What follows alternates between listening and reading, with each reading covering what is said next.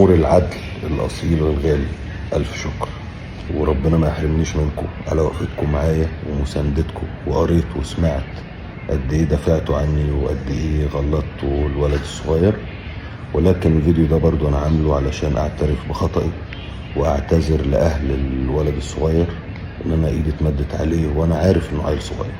لان هو لما غلط في الاول قلعته الكاب وبصيت في وشه لقيته عيل صغير، قلت له اسمك يا حبيبي؟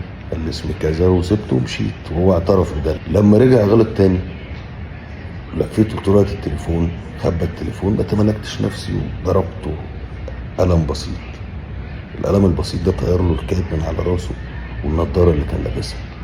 ولو هنعتبر الناموسه اللي وقفت على خدي قلم، فانا استاهل من الناموسه دي 5، علشان انا مديت ايدي على عيل صغير، ودي لا رجوله ولا بطوله، ولكن انا ما تملكتش نفسي، وهي دي الغلطه اللي انا طالع اعتذر عنها. لما خدت تليفونه ومسحت الفيديو حد قال لي اكسر له التليفون عشان ما يعملش كده تاني. قلت له طب هو غلط، ابوه وامه ذنبهم ايه يغرموا تمن تليفون تاني؟ خاصة لما عرفت ان هو من قرية تانية اسمها اللوتس وجاي يتفسح في مراسي.